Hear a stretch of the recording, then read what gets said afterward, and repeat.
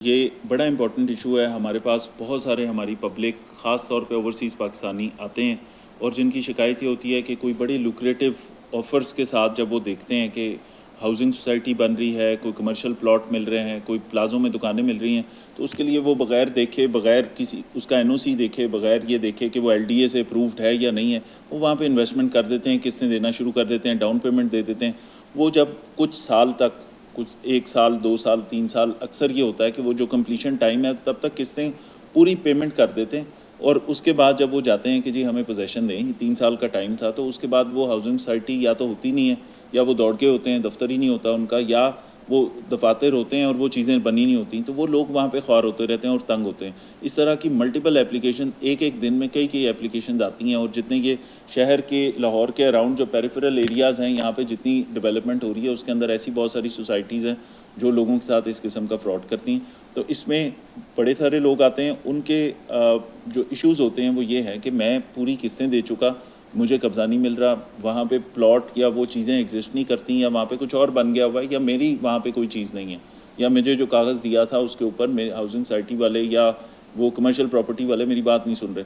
तो इस तरह की चीज़ों में सबसे पहली चीज़ तो ये है कि हमने, जब भी आप इन्वेस्टमेंट करने लगें तो खुद चेक कर लें कि ये क्या ये एलडीए से अप्रूव्ड है, क्या ये इसके बाकी तमाम चीज़ें पूरी हैं।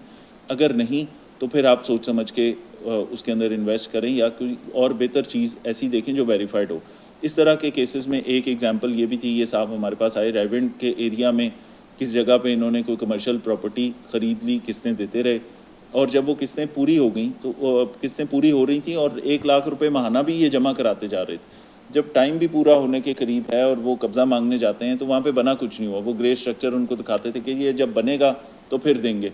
तो इस तरह के जो लोग तंग होकर हमारे पास आते हैं तो उस पे हमारी कोशिश होती है कि लोगों को फैसिलिटेट करें। जो उनका एग्रीमेंट हुआ है उसके मुताबिक उनको भी पासदारी करनी चाहिए जिन्होंने उनसे पैसे लिए, और जो लोग उनसे मुकम्मल पेमेंट भी लेते रहें, हर माह किस्तें भी लेते रहें। तो इस तरह के केसेस में ये एक एग्जांपल थी जिसमें ये साहब आए, इन्होंने बताया कि मैं तो ये सारी किस्तें भी अदा करता रहा हूँ, टाइमली देता रहा हूँ, अभी भी 1 लाख रुपए दे रहा हूँ, लेकिन वहाँ पे ऑन स्पॉट इतने साल बाद भी कुछ नहीं बना। तो वहाँ पे ऐसे केसेस में पुलिस अपना रोल प्ले करती है। जितने लोग आते हैं, ओवरसीज़ भी इसमें बहुत सारे होते हैं जो यहाँ पे आके फंस जाते हैं और उसके बाद पैसे देते रहते हैं। तो इनका हमने मसला हल कराया, रायविंड वालों को बताया, उन्होंने दोनों पार्टीज़ को बिठा के, वो क्योंकि डॉक्यूमेंटेशन थी, एविडेंस थे, उसके पास पूरे प्रूफ थे, किस्तों की वसूलियाँ थी, रिसीविंग्स उनके पास थी, तमाम सबूत थे। तो हमने उनका मसला हल कराया, उसके पूरे पैसे जो उसने 50 लाख रुपए दिए थे उसको वापस मिले। और लेकिन इम्पॉर्टेंट बात इसमें यह है कि ये एक इशू है, यहाँ पे बहुत सारे लोग लुट भी जाते हैं इस तरह। ये तो उनका दफ्तर मौजूद था, उसके पैसे मिल गए। अगर ये यहाँ पे दफ्तर बंद करके चले जाते और वो उस खाली ग्रे स्ट्रक्चर को देखते रहते तो हमारे लिए भी इतना ईजी ना होता।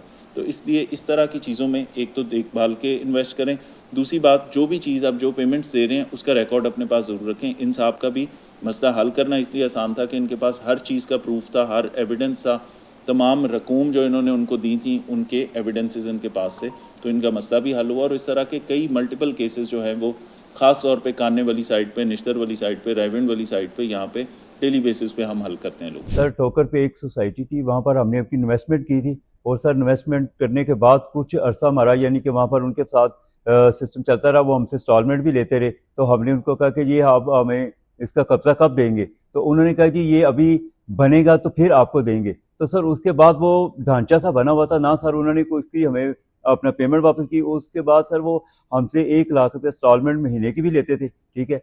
तो सर उसके बाद काफ़ी अरसा तक हम उनके साथ ये बात करते रहे, वो हमें कोई रिस्पॉन्स नहीं दे रहे थे उस चीज़ का, ठीक है।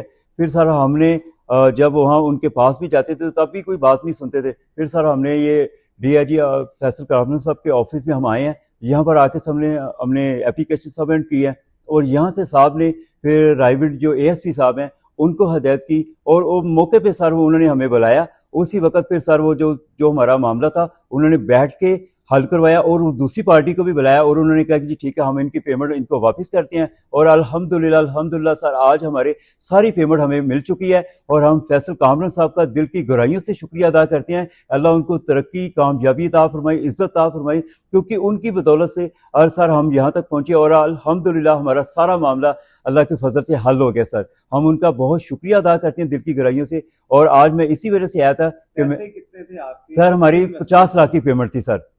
तो सर हमारी सारी पेमेंट जो 50 लाख में आपने क्या खरीदा था वहां से? सर वो हमने वहां पर कोई शॉप थी, वो शॉप थी, तो वो शॉप भी सर नहीं बन रही नहीं थी क्योंकि सर वो प्लाजा जो है ना वो बना हुआ था, तो वैसे ढांचा सा बना हुआ था। तो जब भी हम जाते थे तो वो कहते कि अभी कंप्लीट हो रहा है, तो सर हमें वो कुछ उसका रिस्पॉन्स नहीं दे रहे, तो हम डबल मिनट हो रहे थे कि यार हम रखें या करें। तो सर फिर हमें किसी ने बताया कि आप इनसे पेमेंट वापस अपनी ले लें। तो फिर हम सब जब हमने सब ये साहब का सुना तो फिर हम इनके ऑफिस में आए हैं, तो सर यहाँ पर आके हमें पूरा इंसाफ मिला, अल्हम्दुलिल्लाह अल्हम्दुलिल्लाह। क्योंकि सर वहाँ पर उन्होंने एएसपी साहब को जब कहा, फिर उन्होंने उनको भी बुला लिया और हमें भी सामने बैठा के उन्होंने कहा भी जो भी इनका मामला है इनका सारा लुक आफ्टर करें। और सर अल्हम्दुलिल्लाह हमारा वो मामला सारा हल हो चुका है। उस सिलसिले में हम उनका शुक्रिया अदा करने के लिए आए हैं और दिल की गहराइयों से फैसल कामरान साहब का शुक्रिया अदा करते हैं। अल्लाह उनको इज्जत से अच्छा, नवाजे। ये भी सर बाकियों का तो सर आई डोंट नो, हमें कंफर्म नहीं है, क्योंकि जो हमारे साथ जो मैटर चल रहा था उसका वो हमें कंफर्म है, क्योंकि वो हमारी एप्लीकेशन भी यहाँ पर भी सबमिट है। क्योंकि उस सिलसिले में सर हमारा जो सारा मामला है जो ना वो अल्हम्दुलिल्लाह। सर वो बस ये कहते थे कि साहब बिजी हैं, वो है नहीं है यहाँ पर, ठीक है। इस सिलसिले में सर वो हम बहुत ज्यादा परेशान थे, ठीक है। तो सर बस ये अल्लाह ताला ने हमारे तो अपना बड़ी करम नवाजी किया और फैसल साहब के दिल में डाला है, और उन्होंने हमारा फौरन ये जो मामला है वो हल करवाया। और हम इनका बहुत दिल की गहराइयों से शुक्रिया अदा करते हैं फैसल साहब का।